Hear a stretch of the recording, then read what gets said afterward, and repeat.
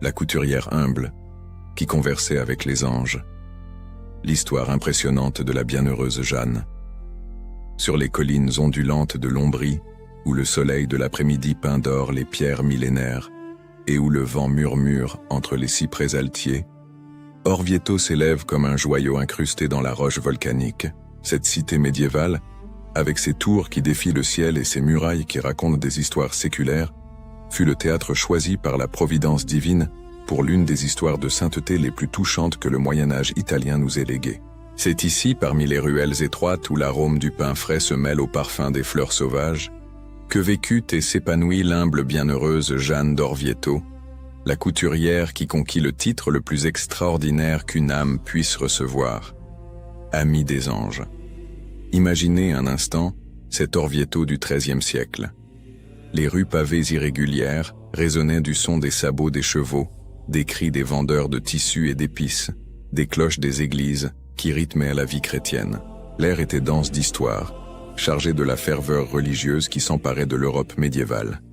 Saint François d'Assise avait laissé sa marque indélébile sur la spiritualité italienne quelques décennies auparavant, et Saint Dominique avait fondé son ordre de prêcheurs, portant la flamme de la vérité évangélique à travers toute la chrétienté. C'était une époque de grands saints, de cathédrales majestueuses érigées pierre par pierre, de croisades et d'une foi qui imprégnait chaque aspect de l'existence humaine. Dans ce décor vibrant et complexe, parmi les nobles et les roturiers, les marchands prospères et les humbles artisans, naquit une fille qui, à première vue, n'avait rien d'extraordinaire. Elle ne possédait pas de lignée noble, n'hérita pas de fortune, n'eut pas accès aux études raffinées réservées aux privilégiés. Son nom était Giovanna, un nom simple et courant, mais que les cieux reconnaîtraient et exalteraient. Née au milieu du XIIIe siècle, probablement entre 1245 et 1250, dans une famille modeste d'Orvieto, Jeanne vint au monde en des temps troublés, lorsque l'Italie était une mosaïque de cités-États en conflit constant, lorsque l'Église livrait ses propres batailles politiques et spirituelles. Les premières années de Jeanne se déroulèrent dans la simplicité caractéristique des familles laborieuses de l'époque. Sa maison, très probablement, était petite et modeste, construite en pierre et en bois, avec des fenêtres étroites, ne laissant entrer que de timides faisceaux de lumière solaire. Le sol était en terre battue, peut-être recouvert de quelques nattes de paille. Là, entre des murs humbles mais bénis par l'amour familial, la petite Jeanne apprit les premières prières, entendit les premières histoires de saints et commença à tisser les fils invisibles qui la lieraient éternellement au cœur de Dieu. Mais il y avait quelque chose de différent chez cette fille aux yeux brillants et au cœur pur. Tandis que d'autres enfants jouaient dans les rues boueuses d'Orvieto, Jeanne se sentait attirée par les églises de la ville.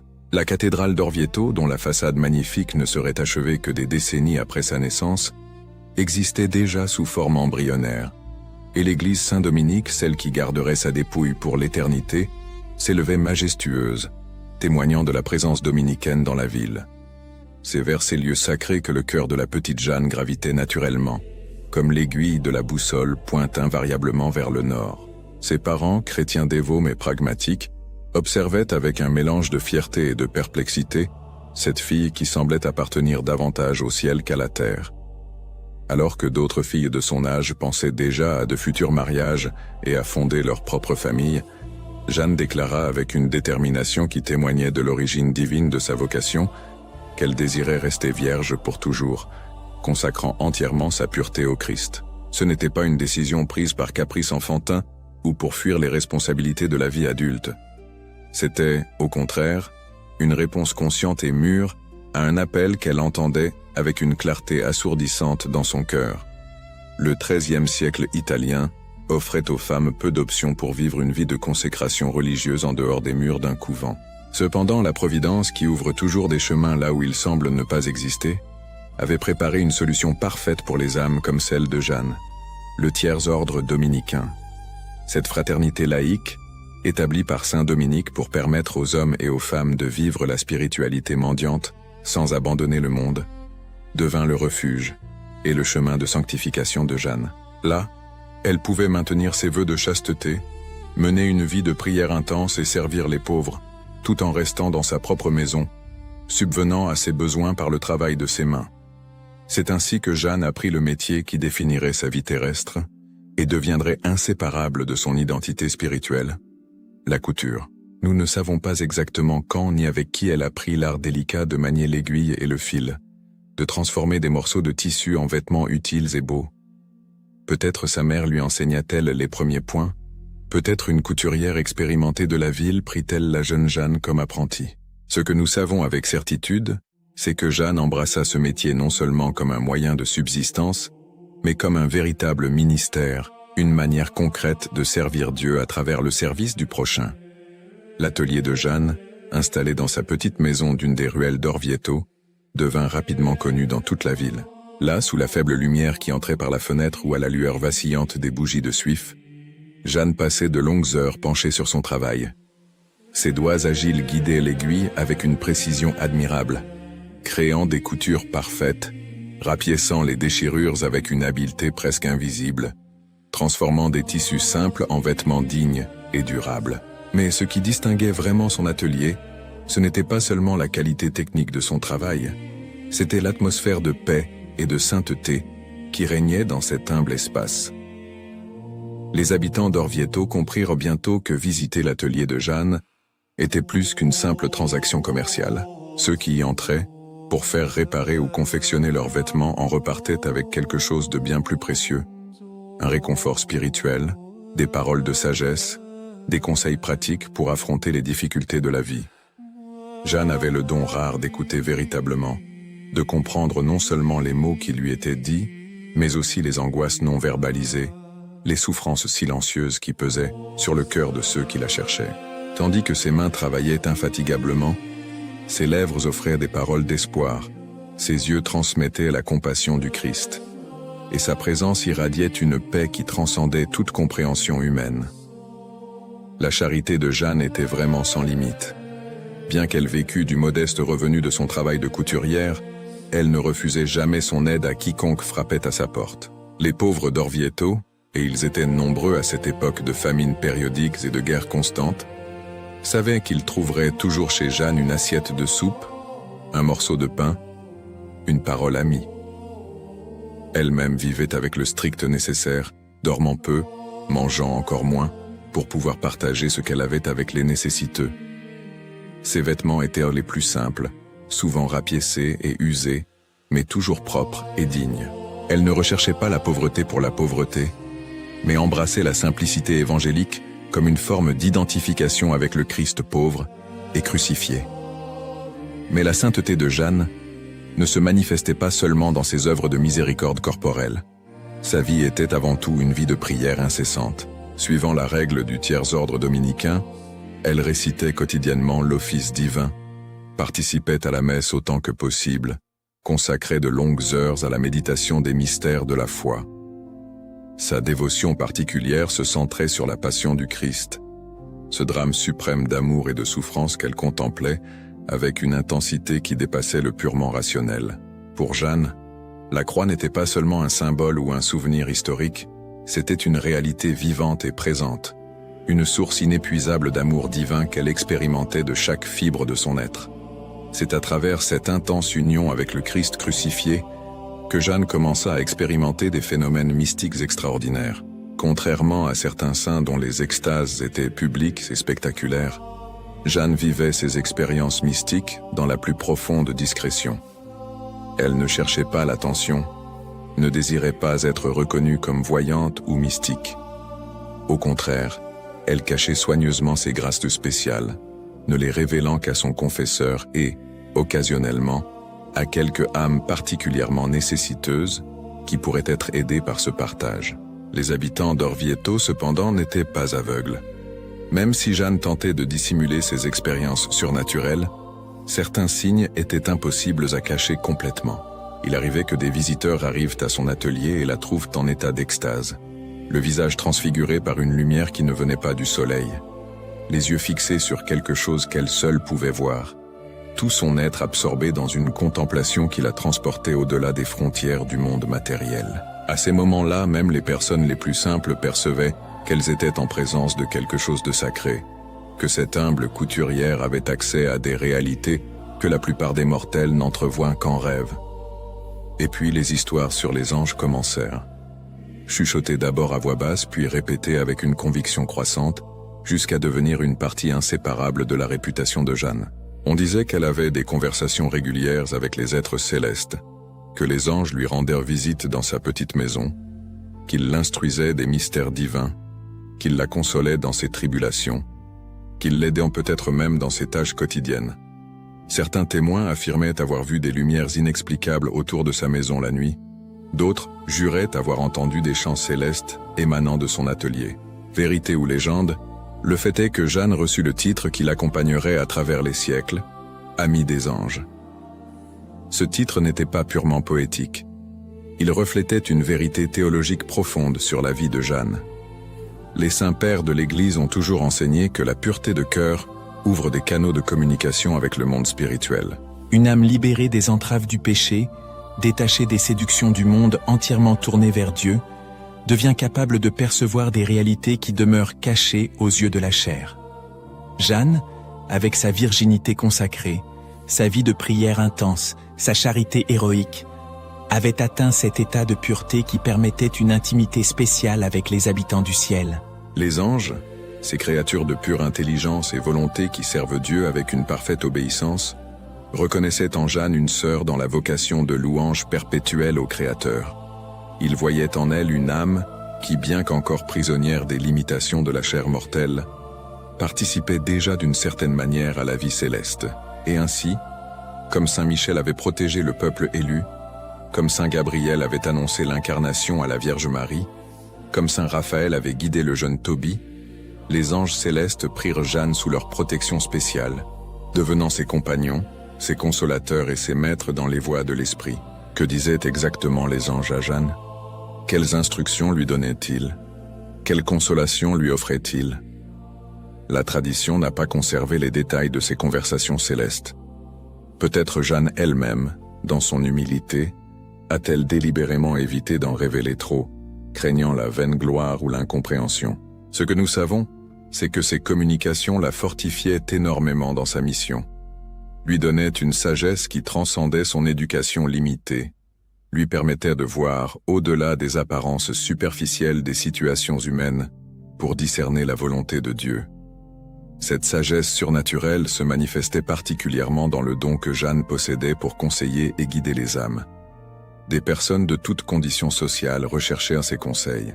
Jeunes femmes confuses quant à leur vocation, maris et femmes en conflit, marchant angoissés par des décisions difficiles, et même des prêtres et des religieux qui reconnaissaient, chez cette simple tertiaire dominicaine, une profondeur spirituelle que beaucoup de lettrés ne possédaient pas.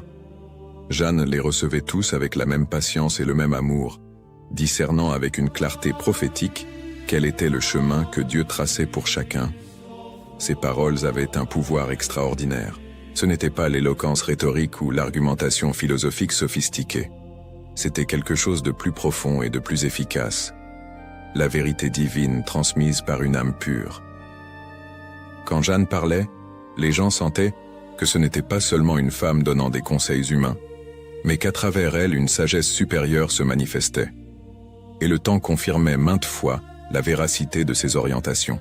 Ceux qui suivaient ses conseils trouvèrent la paix et la prospérité spirituelle, tandis que ceux qui ignoraient obstinément ses avertissements découvraient souvent, à leur grand regret, qu'elle avait eu raison.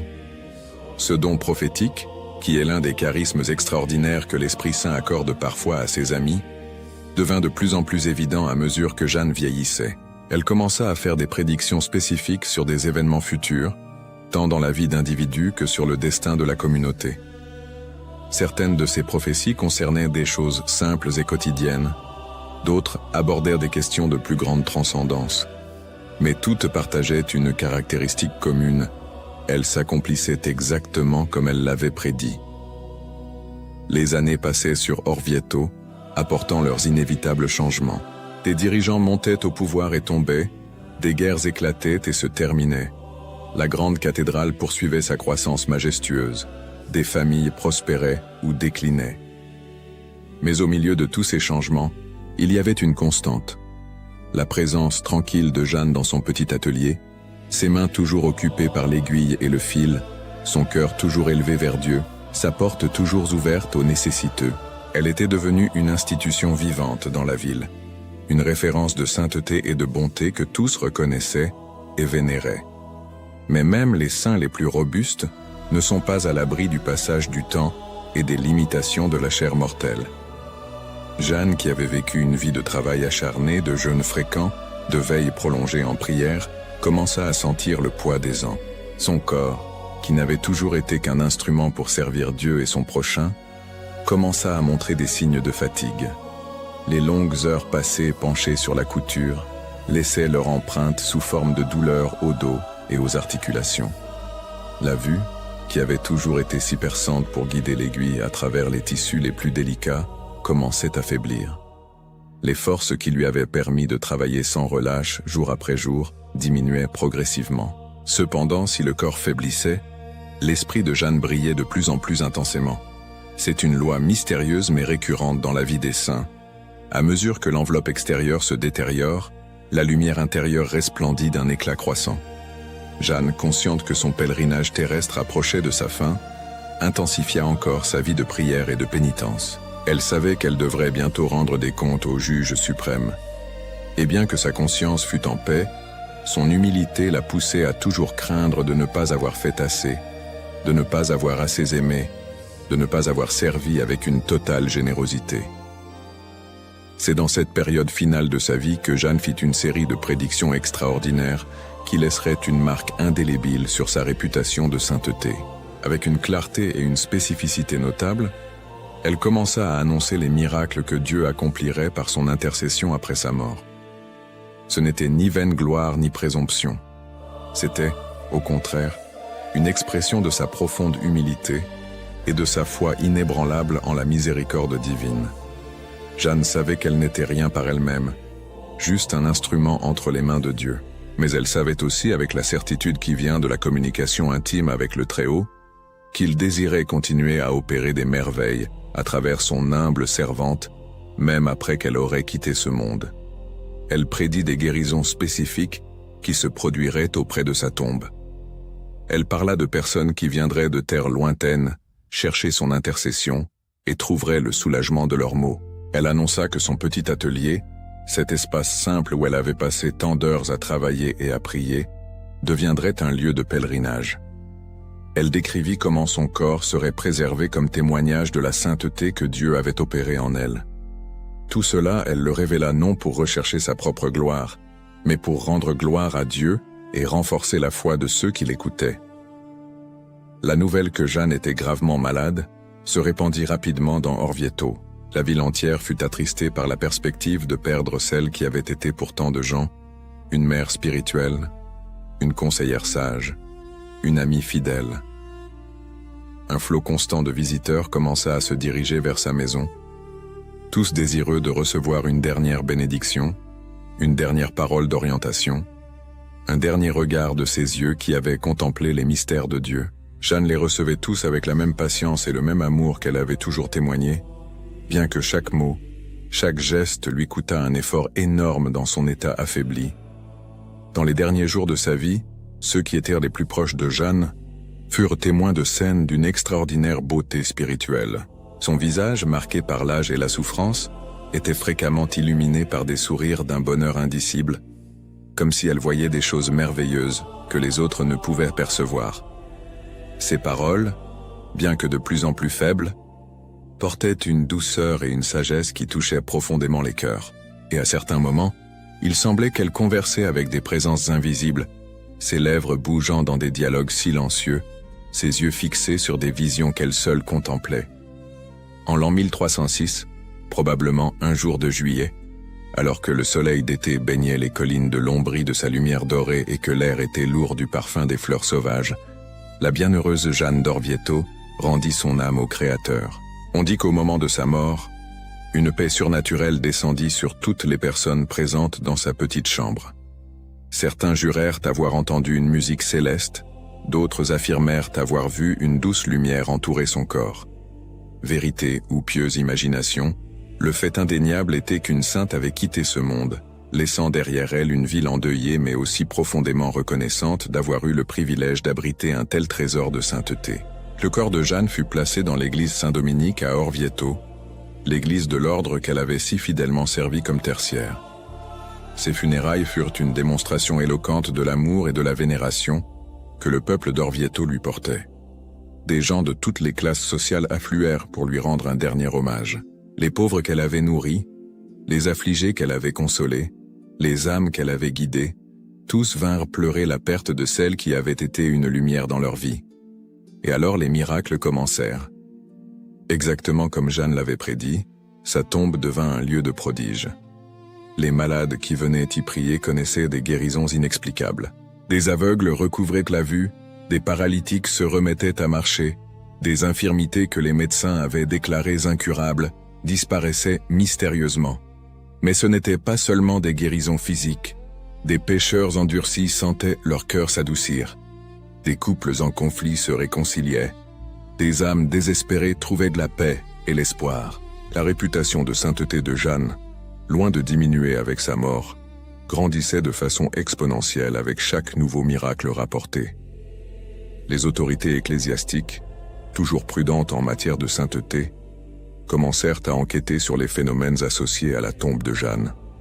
Des témoins furent interrogés, des documents examinés, les récits de miracles scrutés avec rigueur.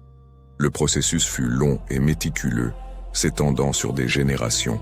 Mais chaque enquête ne faisait que confirmer ce que le peuple savait déjà dans son cœur. Jeanne avait été véritablement une sainte, et Dieu continuait à opérer des merveilles par son intercession. Le corps de Jeanne, miraculeusement préservé de la corruption qui consume normalement la chair mortelle, devint l'une des reliques les plus vénérées d'Orvieto. Des pèlerins venaient de toute l'Italie, et éventuellement d'autres pays, pour vénérer cette humble couturière qui avait gagné l'amitié des anges. Sa petite maison, qui avait servi d'atelier de couture et de sanctuaire de prière, fut transformée en lieu de dévotion. Les fidèles touchaient les murs qu'elle avait touchés, s'agenouillaient sur le sol où elle avait prié, cherchaient à ressentir quelque chose de la présence spirituelle qui semblait encore imprégner cet espace sacré. Les siècles passèrent, et la dévotion à la bienheureuse Jeanne non seulement perdura mais s'intensifia. Au XVIIIe siècle, le pape Benoît XIV, connu pour sa rigueur intellectuelle et sa prudence en matière de canonisation, examina attentivement le cas de Jeanne. En 1750, il confirma formellement son culte, officialisant la béatification que le peuple célébrait déjà depuis plus de 4 siècles. Ce n'est pas l'Église qui créa la sainteté de Jeanne. Elle ne fit que reconnaître ce qui était évident, que cette simple couturière d'Orvieto avait vécu une vie de vertu héroïque et régnait désormais parmi les bienheureux au ciel. La fête de la bienheureuse Jeanne fut établie au 23 juillet, un jour au cœur de l'été où la nature est dans sa splendeur maximale, un symbole approprié pour une vie qui, bien que vécue dans la simplicité, s'épanouit dans une extraordinaire beauté spirituelle. Chaque année, à cette date, Orvieto célèbre sa sainte patronne avec une solennité particulière. Des messes sont célébrées, des processions parcourent les anciennes rues de la ville, et des milliers de fidèles renouvellent leur dévotion à celle qui est la fierté spirituelle de leur terre. Mais l'héritage de la bienheureuse Jeanne transcende les frontières d'Orvieto ou même de l'Italie. Elle est devenue un symbole universel d'une vérité fondamentale de la spiritualité chrétienne. La sainteté n'est pas le privilège de quelques élus vivant dans des monastères isolés ou accomplissant des exploits héroïques spectaculaires. La sainteté est possible et même attendue dans la vie ordinaire, dans le travail quotidien, dans les circonstances modestes de l'existence commune. Jeanne n'a pas accompli de miracles publics durant sa vie terrestre, n'a pas fondé d'institutions religieuses, n'a pas écrit de traités théologiques. Elle a simplement cousu des vêtements, consolé les affligés, prié sans cesse et aimé Dieu et son prochain de toutes ses forces. Et cela fut suffisant non seulement pour son salut, mais pour faire d'elle un phare de sainteté qui illumine encore le monde des siècles après sa mort. Les couturières et les stylistes du monde entier ont trouvé en Jeanne une patronne parfaite.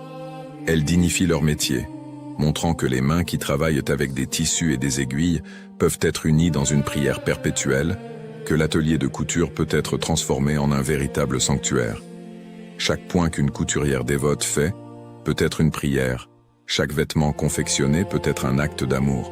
Le travail manuel, si souvent méprisé par une société qui valorise excessivement le travail intellectuel, est élevé par Jeanne à sa véritable dignité. Une participation à l'œuvre créatrice de Dieu, une manière concrète de servir ses frères. Mais Jeanne n'est pas seulement un modèle pour les couturières. Elle est une inspiration pour tous les chrétiens qui vivent dans le monde, qui travaillent pour subvenir aux besoins de leur famille, qui font face aux difficultés et aux tentations de la vie ordinaire. Son message est clair et réconfortant. Il n'est pas nécessaire de faire des choses extraordinaires pour plaire à Dieu. Il est nécessaire de faire les choses ordinaires avec un amour extraordinaire. Il n'est pas nécessaire d'avoir des dons mystiques spectaculaires pour être saint. Il faut avoir un cœur pur, une volonté ferme de servir, et une foi inébranlable dans la bonté divine. Le titre d'Amie des anges que Jeanne porte est particulièrement significatif à notre époque. Nous vivons à une époque où le monde invisible est souvent nié ou tourné en ridicule, où l'existence des anges et des démons est reléguée au royaume du mythe et de la superstition. La vie de Jeanne est un témoignage éloquent que le monde spirituel est aussi réel que le monde matériel, que les anges existent et désirent nous aider dans notre voyage vers le ciel. Son amitié avec les êtres célestes n'était pas le résultat d'une imagination exaltée ou d'illusions mystiques, mais la conséquence d'une pureté de cœur qui lui permettait de percevoir des réalités qui demeurent cachées aux yeux de la chair. Cette amitié avec les anges offre une leçon importante pour notre spiritualité. Nous ne sommes pas seuls dans notre lutte spirituelle. Dieu a pourvu à des aides puissants et fidèles sous la forme de ces esprits purs qui servent de messagers divins et de gardiens des âmes. Chacun de nous a un ange gardien, désigné par Dieu pour nous protéger et nous guider. Mais combien d'entre nous cultivent une relation consciente avec ce compagnon céleste? Combien d'entre nous vivent avec la conscience de la présence angélique autour de nous? Jeanne, par son exemple, nous encourage à développer une plus grande sensibilité au monde spirituel, à invoquer l'aide des anges dans nos besoins, à les remercier pour leur protection invisible mais réelle. La dévotion à la passion du Christ, qui était au centre de la vie spirituelle de Jeanne, mérite également notre attention particulière. À une époque où même de nombreux chrétiens préfèrent un christianisme confortable, qui évite la contemplation de la souffrance, Jeanne nous rappelle que la croix est le cœur de notre foi. Il n'y a pas de résurrection sans crucifixion, pas de gloire sans souffrance, pas de victoire sans lutte. Le Christ ne nous a pas promis une vie facile, mais il nous a promis qu'il serait avec nous dans nos croix, transformant nos souffrances en instruments de rédemption. Jeanne a profondément compris ce mystère, et c'est pourquoi elle a choisi d'embrasser la croix en union avec son Seigneur crucifié. Cette union avec le Christ souffrant n'a pas fait de Jeanne une personne morbide ou triste. Au contraire, ceux qui l'ont connue ont témoigné de sa joie profonde, de sa paix inaltérable, de son amour rayonnant. Parce que la véritable contemplation de la passion ne produit pas la tristesse, mais plutôt la gratitude, l'amour et l'espoir. Quand nous voyons combien le Christ nous a aimés au point de mourir pour nous, quand nous comprenons que chaque goutte de son sang a été versée pour notre salut, comment ne pas répondre par un amour total? Comment ne pas désirer rendre, même de manière imparfaite, un tel amour? Le don prophétique que Jeanne possédait mérite également réflexion. Les prophètes dans la tradition biblique n'étaient pas principalement des devins de l'avenir, mais plutôt des porte-paroles de Dieu, des personnes qui voyaient la réalité avec les yeux de Dieu et proclamaient sa volonté. Jeanne avait ce don de discernement spirituel, cette capacité de voir au-delà des apparences superficielles pour percevoir ce que Dieu faisait et désirait faire dans la vie des gens.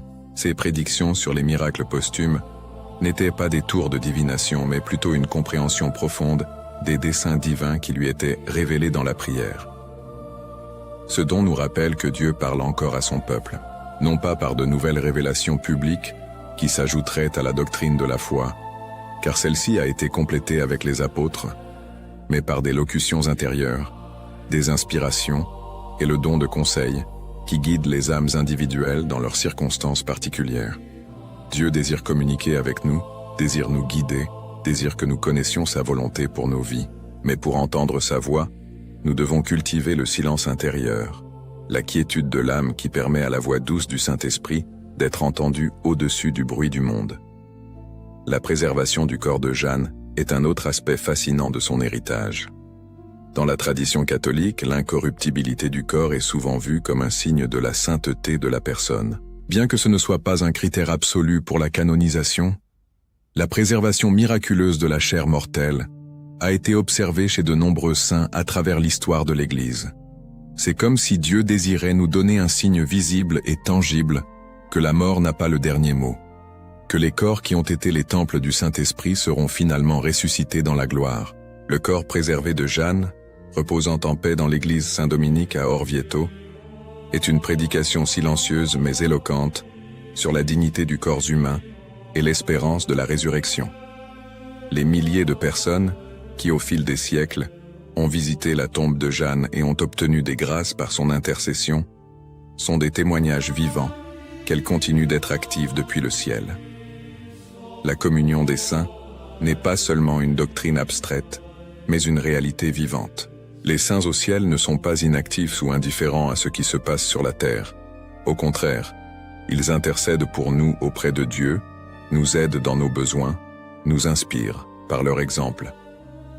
Jeanne, la couturière qui a servi si généreusement ses contemporains durant sa vie terrestre, continue son ministère de service depuis sa demeure céleste. L'histoire de Jeanne nous enseigne également la valeur de la vie cachée. Notre culture contemporaine est obsédée par la célébrité, la reconnaissance publique, le succès visible. Nous recherchons constamment la validation externe, l'approbation des autres, la proéminence sociale. Jeanne a vécu l'opposé de cela. Elle a délibérément choisi une vie d'obscurité, travaillant silencieusement dans son petit atelier, servant humblement les nécessiteux, priant discrètement dans sa chambre. Elle ne cherchait pas à être connue ou admirée. Cependant, précisément à cause de cette humilité, Dieu l'a exaltée. Sa réputation de sainteté s'est répandue non pas parce qu'elle la cherchait, mais parce que la lumière ne peut rester cachée.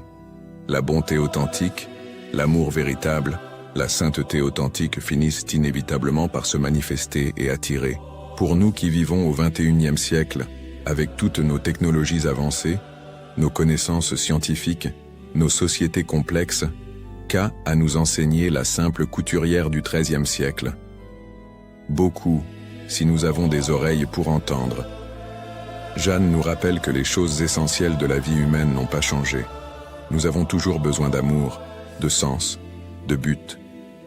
Nous luttons toujours contre les tentations, subissons des pertes, affrontons des peurs.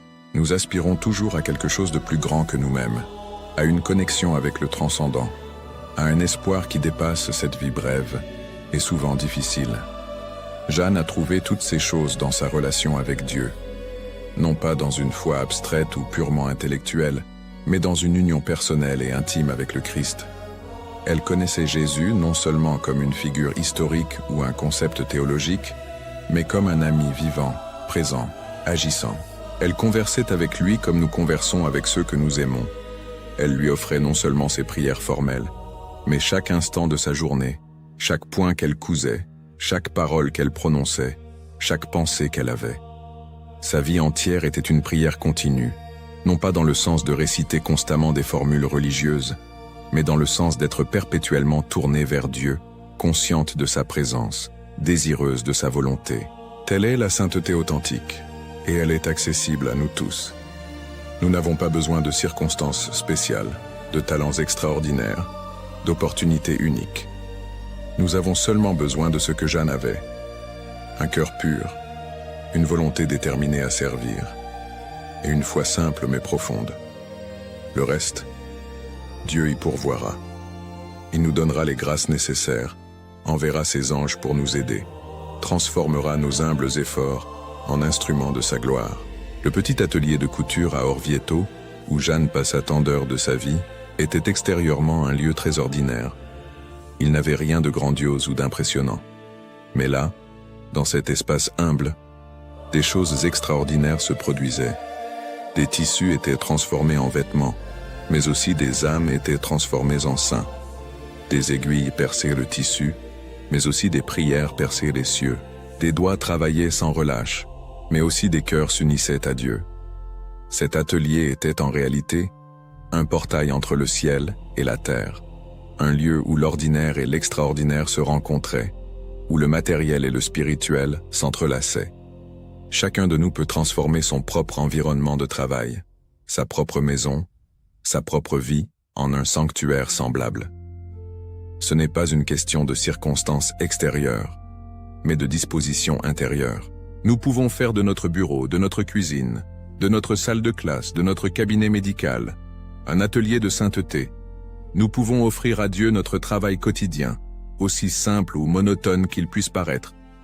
Nous pouvons servir nos collègues, nos voisins, nos clients avec le même amour que Jeanne servait les citoyens d'Orvieto. Nous pouvons prier tout en accomplissant nos tâches, transformant le travail séculier en un acte d'adoration. Les anges qui étaient amis de Jeanne n'ont pas disparu.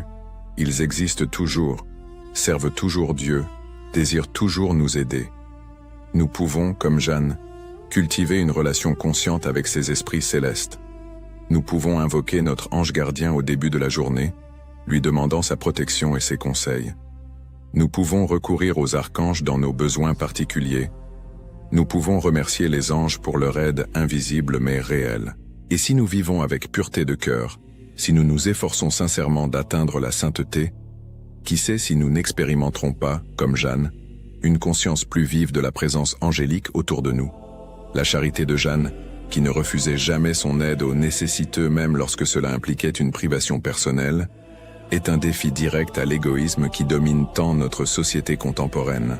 Nous vivons dans une culture qui nous encourage constamment à penser d'abord à nous-mêmes, à accumuler des biens matériels, à rechercher notre propre confort et plaisir.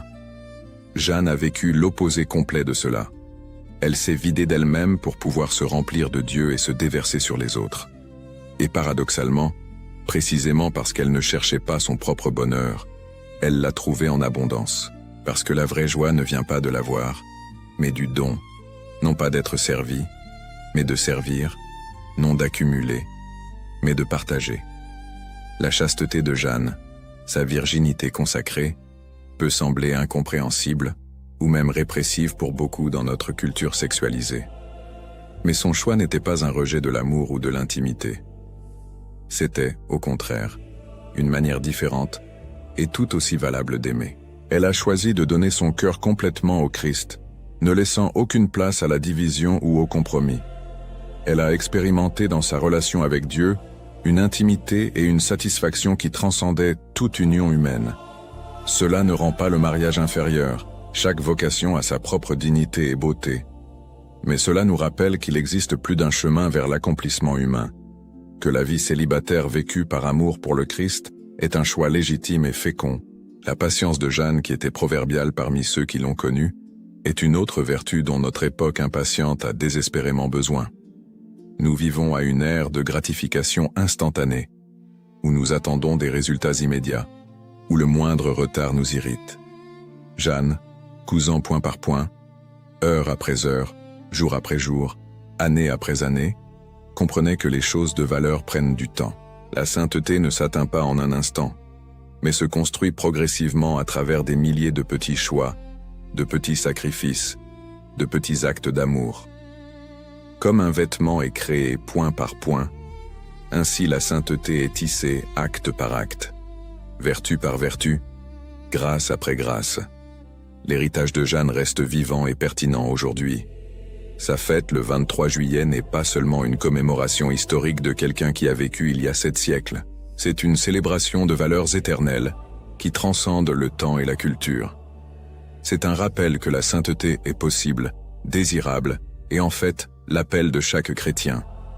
C'est une inspiration pour nous tous qui luttons avec nos propres faiblesses et limitations, nous montrant que Dieu peut faire des choses extraordinaires avec des instruments ordinaires, si seulement nous nous abandonnons à lui sans réserve.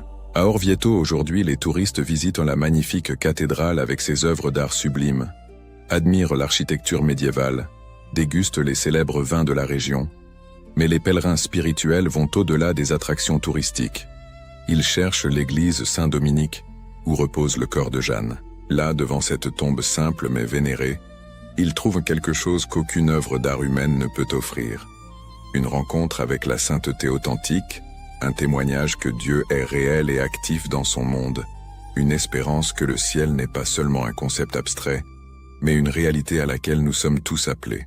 Lorsque nous nous agenouillons devant la mémoire de la bienheureuse Jeanne, lorsque nous méditons sur sa vie extraordinaire vécue dans les circonstances les plus ordinaires, lorsque nous demandons son intercession dans nos besoins, nous ne vénérons pas seulement une personne du passé, nous entrons en communion avec toute l'Église triomphante au ciel. Nous participons à cette grande nuée de témoins qui nous ont précédés dans la foi. Nous nous connectons à une réalité qui transcende le temps et l'espace. Jeanne, la couturière amie des anges, continue son travail de coudre les cœurs blessés, de rapiécer les vies déchirées, de tisser les âmes dans la tunique sans couture du corps du Christ. Son exemple continue d'inspirer les couturières et les stylistes qui voient leur travail non seulement comme un moyen de subsistance, mais comme une vocation et un ministère. Il continue d'encourager tous les travailleurs ordinaires qui se sentent parfois insignifiants dans un monde qui ne célèbre que le spectaculaire. Il continue de consoler les solitaires qui apprennent que dans la solitude, ils peuvent trouver la compagnie des anges. Il continue de renforcer ceux qui luttent pour vivre chastement dans une culture qui ridiculise la pureté. Il continue de défier les égoïstes à ouvrir leur cœur et leurs mains aux nécessiteux. L'aiguille de Jeanne ne cousait pas seulement des tissus, mais des vies. Les fils qu'elle entrelaçait n'étaient pas seulement de lin ou de laine, mais d'amour et de prière.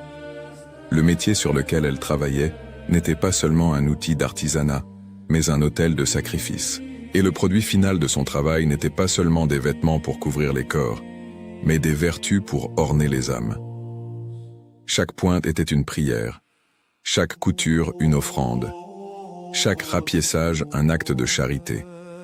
Son travail manuel était, en réalité, un travail spirituel, une coopération avec la grâce divine dans l'œuvre de la rédemption. Tel est le message final et le plus important que nous laisse la bienheureuse Jeanne d'Orvieto. Il n'y a pas de séparation entre le sacré et le profane pour ceux qui vivent en union avec Dieu. Tout peut être sanctifié, tout peut être transformé en prière, tout peut être offert comme un sacrifice agréable au Seigneur. Nous n'avons pas besoin d'abandonner le monde pour trouver Dieu, nous pouvons le trouver précisément au milieu des circonstances ordinaires de notre vie quotidienne. Nous n'avons pas besoin d'accomplir des miracles spectaculaires pour être saints. Nous pouvons atteindre la sainteté par la fidélité dans les petites choses. Nous n'avons pas besoin d'attendre des opportunités extraordinaires pour servir Dieu. Nous pouvons le servir ici et maintenant dans les circonstances qu'il nous a déjà données. La vie de Jeanne fut courte selon les normes humaines, un peu plus de 50 ans. Mais quelle vie riche, quel héritage puissant, quel impact durable. 7 siècles après sa mort, son nom est encore prononcé avec révérence, ses vertus sont encore admirées, ses miracles sont encore célébrés, son intercession est encore recherchée. Elle qui n'a jamais cherché la gloire a atteint une immortalité qu'aucun roi ou conquérant ne pourrait acheter. Elle qui a vécu dans l'obscurité la plus complète est devenue une lumière qui brille à travers les siècles. Elle qui ne possédait presque rien en biens matériels a laissé une richesse spirituelle qui continue d'enrichir d'innombrables âmes. Et ainsi, tandis que le soleil continue de se lever et de se coucher sur les collines de l'Ombrie, tandis que les saisons se succèdent dans leur cycle éternel, tandis que de nouvelles générations naissent et que d'anciennes générations passent, la mémoire de la bienheureuse Jeanne d'Orvieto reste vivante. Son histoire continue d'être racontée. Sa sainteté continue d'être célébrée. Son exemple continue d'inspirer. La couturière qui travaillait en silence parle maintenant à voix haute à travers les siècles. Les mains qui guidaient autrefois l'aiguille à travers le tissu guident maintenant les âmes à travers les difficultés de la vie. Le cœur qui battait autrefois dans un petit atelier d'Orvieto palpite désormais au rythme du cœur de toute l'Église. Bienheureuse Jeanne, amie des anges, servante des pauvres, témoin du Christ, intercède pour nous qui sommes encore pèlerins dans cette vallée de larmes. Apprends-nous à trouver Dieu dans notre travail quotidien, à servir nos frères avec joie, à vivre dans la pureté de cœur, à ouvrir notre âme à la communication avec le monde invisible. Aide-nous à comprendre que la sainteté ne consiste pas à faire des choses extraordinaires, mais à faire des choses ordinaires avec un amour extraordinaire. Et quand notre propre pèlerinage terrestre arrivera à sa fin, quand nous rendrons notre dernier soupir et que notre âme quittera ce corps mortel, puissions-nous aussi, comme toi, être accueillis dans la compagnie des anges et unis éternellement à ce Christ que tu as aimé parfaitement dans cette vie et que tu contemples maintenant face à face dans la gloire du ciel. Amen. Prière. Ô bienheureuse Jeanne d'Orvieto, humble couturière qui a transformé ton atelier en sanctuaire de prière et tes mains laborieuses en instruments de la charité divine, toi qui as reçu la grâce du sublime titre d'ami des anges et as vécu en profonde union avec le Christ crucifié, intercède pour nous auprès du trône du Très-Haut. Apprends-nous à sanctifier notre travail quotidien, à trouver Dieu dans les tâches simples et ordinaires, et à servir nos frères avec la même patience et le même amour que tu as témoigné aux pauvres et aux affligés d'Orvieto. Toi qui as gardé ton cœur pur par la virginité consacrée et ouvert ton âme à la communication avec les êtres célestes, obtiens-nous la grâce de vivre dans la pureté de cœur et de cultiver l'amitié avec notre ange gardien, ô fidèle tertiaire dominicaine, qui a médité constamment la passion du Seigneur. Aide-nous à embrasser nos propres croix en union avec le Christ et à transformer nos souffrances en offrandes agréables à Dieu. Obtiens-nous du Père Céleste les grâces dont nous avons besoin, spécialement, faites ici votre demande et guide-nous sur le chemin de la sainteté jusqu'à ce que nous puissions, comme toi, contempler face à face celui que tu as aimé parfaitement dans cette vie et avec qui tu règnes maintenant dans la gloire éternelle. Amen. Ma prière. Père bien-aimé, avec un cœur humble et reconnaissant, nous nous plaçons en ta présence pour te remercier de l'appel à être des semeurs de ta parole à travers la vie de tes saints. Nous te remercions pour ce canal que tu as permis de devenir un pont de foi, connectant les cœurs à ton infinie miséricorde dans un monde qui cherche tant un refuge. Que chaque biographie sacrée que nous partageons soit un baume pour les âmes fatiguées et un miroir des vertus qui nous rapprochent de toi. Que le témoignage de tes serviteurs et servantes inspire chaque auditeur à rechercher une vie de plus grande sainteté, de courage et d'amour du prochain. Nous reconnaissons que nous ne faisons rien par nous-mêmes. Tu es la source de toute inspiration et la force derrière chaque mot. Nous te remercions de nous utiliser comme tes simples instruments pour raconter les merveilles que tu as opérées dans la vie de ceux qui t'ont aimé par-dessus tout. Que cette œuvre continue de renforcer la communion entre nous, transformant cet espace numérique en une véritable famille spirituelle, unie par le même amour pour le Christ et par le désir de suivre ses pas. Nous te consacrons, Seigneur, nos voix, nos esprits et nos cœurs. Que tout ce que nous faisons ici serve à ta plus grande honneur et gloire, et au salut des âmes. Que ta bénédiction descende sur tous ceux qui suivent et soutiennent ce travail, aujourd'hui et toujours. Au nom de Jésus-Christ, ton Fils et notre Seigneur. Amen. Ainsi s'achève l'extraordinaire parcours de la bienheureuse Jeanne d'Orvieto, l'humble couturière qui a prouvé au monde que la sainteté n'exige ni scène grandiose, ni exploit spectaculaire, mais seulement un cœur pur totalement livré à Dieu. Sa vie simple, passée entre aiguilles et fils dans un petit atelier sur les collines de Lombrie, est devenue un témoignage lumineux que chaque profession, aussi modeste qu'elle puisse paraître, peut être transformée en un chemin de sanctification lorsqu'elle est exercée avec amour et dans un esprit de prière. Jeanne nous enseigne que nous n'avons pas besoin d'attendre des circonstances extraordinaires pour servir Dieu. Le métier à tisser, l'aiguille, le dé à coudre, les outils les plus simples du travail quotidien peuvent devenir les instruments d'une vie de contemplation ininterrompue. Chaque point cousu peut être une prière élevée au ciel, chaque client servi peut être le Christ déguisé en nécessiteux. Chaque journée de travail peut être une offrande agréable au Créateur. Elle a prouvé que l'atelier de couture et l'autel de l'Église ne sont pas séparés, mais unis par le fil invisible de la grâce divine qui imprègne toute chose lorsque nous vivons en union constante avec Dieu. Le titre d'Ami des anges que la bienheureuse Jeanne a reçu n'est pas une simple poésie hagiographique, mais une vérité profonde sur sa vie spirituelle. Elle a atteint cette pureté de cœur qui ouvre les canaux de communication avec le monde invisible, cette innocence qui permet de voir ce qui est caché aux yeux de la chair. Son amitié avec les êtres célestes nous rappelle que nous ne sommes pas seuls dans notre cheminement spirituel, que Dieu a pourvu à des aides puissants et fidèles pour nous protéger, nous guider et nous consoler. Combien d'entre nous cultivent consciemment cette relation avec notre ange gardien? Combien invoquent la protection des esprits célestes dans nos besoins quotidiens? Jeanne nous met au défi de redécouvrir cette dimension oubliée de la spiritualité chrétienne. La charité inépuisable de Jeanne, qui n'a jamais fermé sa porte aux nécessiteux tout en vivant elle-même dans la pauvreté, est un miroir qui reflète notre propre égoïsme et nous invite à la conversion. À une époque où l'individualisme et le matérialisme dominent, où nous accumulons des biens pendant que nos frères sont dans le besoin, où nous nous enfermons dans notre confort tandis que le monde autour souffre, la générosité radicale de Jeanne est un reproche silencieux mais éloquent. Elle nous montre que la vraie richesse n'est pas d'avoir mais de donner, que le bonheur authentique ne vient pas d'accumuler, mais de partager, que le sens de la vie ne se trouve pas en étant servi, mais en servant. Sa dévotion profonde à la passion du Christ, qui l'a conduite à expérimenter des extases mystiques et une union intime avec le crucifié, nous enseigne que la croix n'est pas seulement un symbole historique ou un ornement religieux, mais le cœur battant de notre foi. Il n'y a pas de résurrection sans crucifixion, pas de gloire sans souffrance, pas de victoire sans lutte. Le Christ nous invite à prendre notre croix et à le suivre, et Jeanne a répondu à cet appel avec une générosité totale. Elle a embrassé les souffrances inévitables de la vie humaine, les douleurs du travail acharné, les privations de la pauvreté volontaire, et les a transformées en instruments de sanctification, en offrandes agréables au Père Céleste. Le don prophétique que Jeanne possédait, en particulier ses prédictions sur les miracles qui se produiraient après sa mort, toutes accomplies avec une exactitude impressionnante, nous révèlent que Dieu parle encore à son peuple. Il continue de guider, d'inspirer, de révéler ses desseins à ceux qui cultivent l'intimité avec lui par la prière.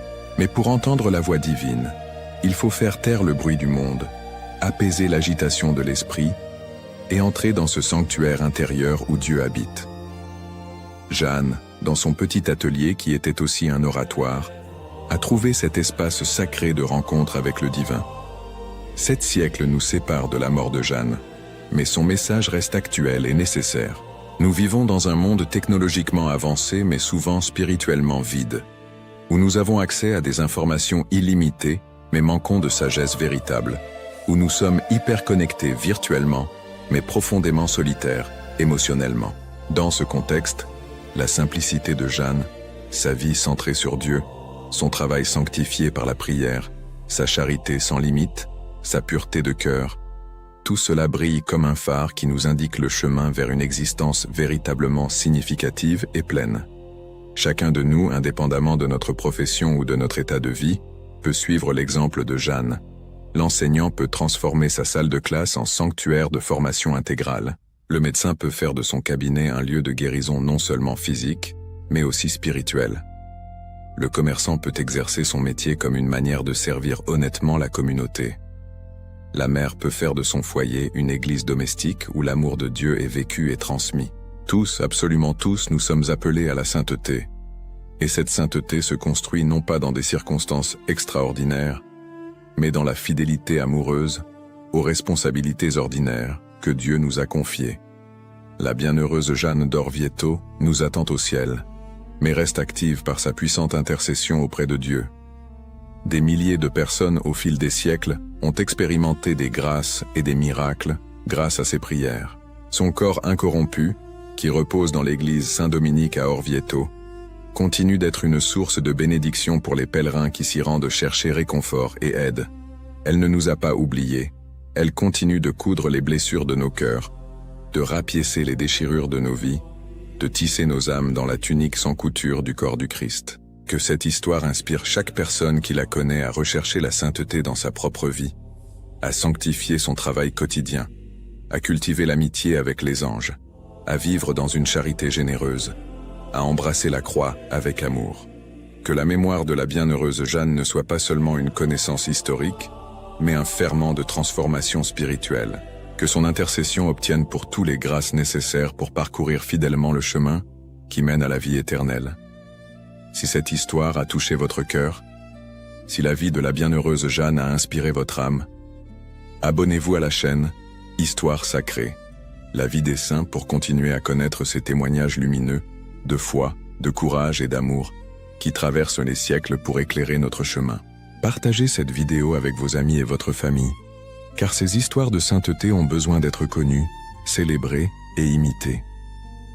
Laissez votre like pour que plus de personnes puissent découvrir ces trésors de la spiritualité chrétienne. Et maintenant, une question pour réfléchir et à partager dans les commentaires. De quelle manière pouvez-vous transformer votre travail quotidien en prière, tout comme la bienheureuse Jeanne l'a fait avec sa couture? Comment pouvez-vous sanctifier les tâches ordinaires de votre vie? Ne manquez pas de regarder la vidéo qui apparaît à l'écran, choisie spécialement pour vous, pour continuer ce voyage fascinant à travers les vies des saints qui ont marqué l'histoire de l'Église et continuent d'inspirer des millions de fidèles à travers le monde. Que Dieu vous bénisse, vous et toute votre famille, et que la bienheureuse Jeanne d'Orvieto intercède pour nous tous. À la prochaine vidéo.